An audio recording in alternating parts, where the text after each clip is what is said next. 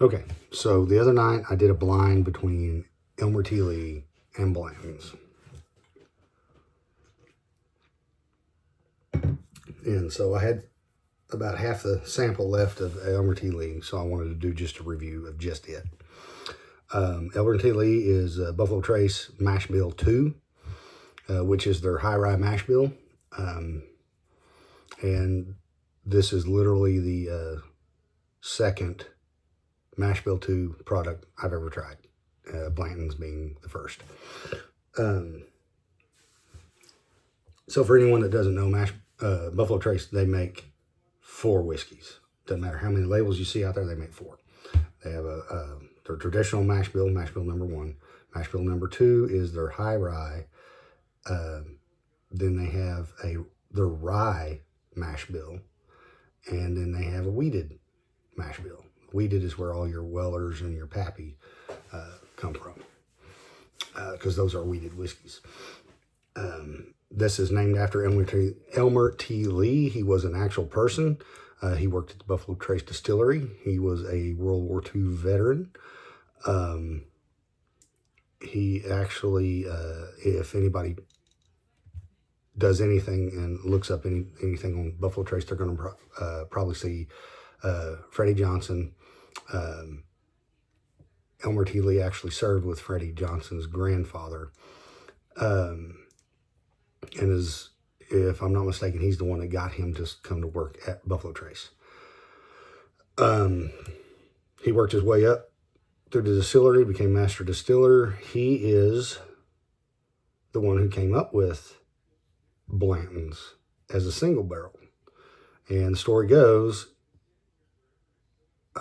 Albert Blanton actually used to throw parties, and if he was going to entertain people, he would go to a particular favorite spot in a particular warehouse and pick out the choice barrels, and he would have that barrel bottled for his gatherings.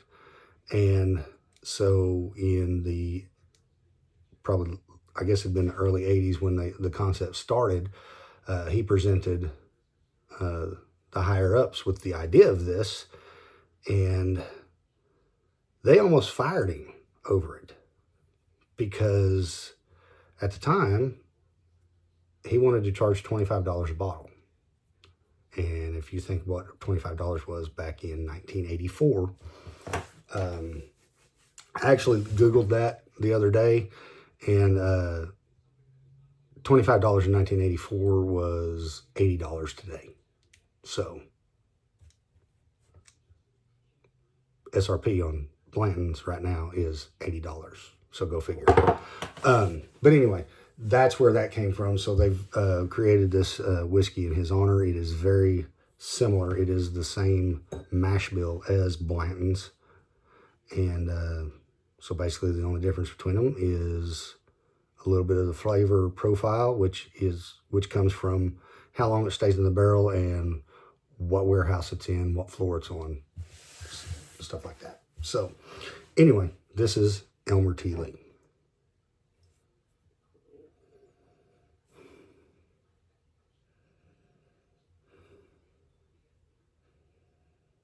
And right there, it's very fruity,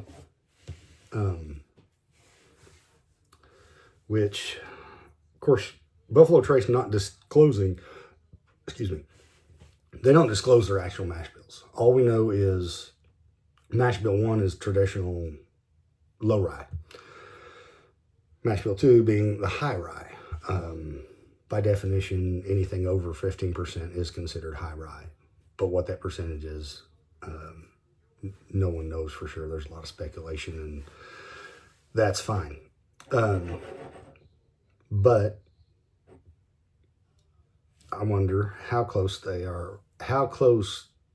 that mash bill is, other than the rye percentage, to mash bill number 1. Because right there, I can tell that is related to Eagle Rare. It's got that fruity, cherry.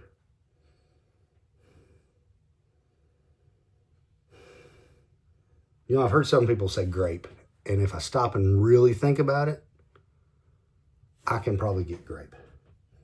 out of that. It's very fruit forward.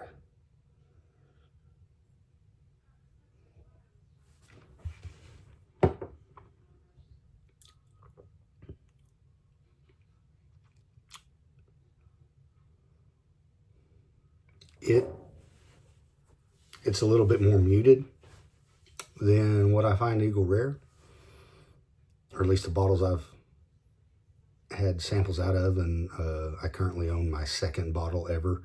I was lucky enough to find one for a decent price through the PX.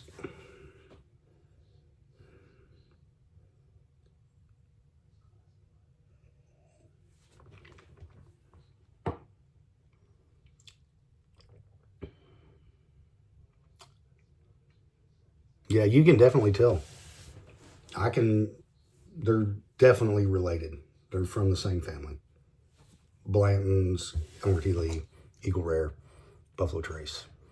You can tell they're all the same family. That is a very good pour.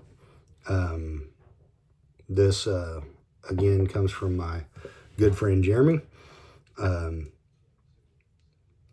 This is another one of those that I've never seen in a store.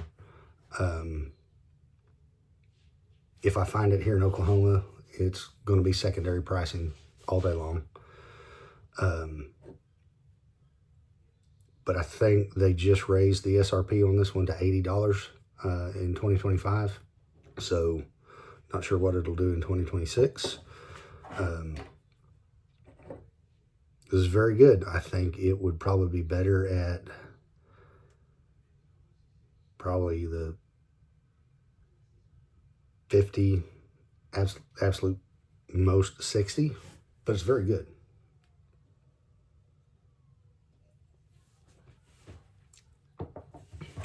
But knowing that SRP is 80, and if the PX was to get that for close to 80, I would probably tater out and get one. Just because. But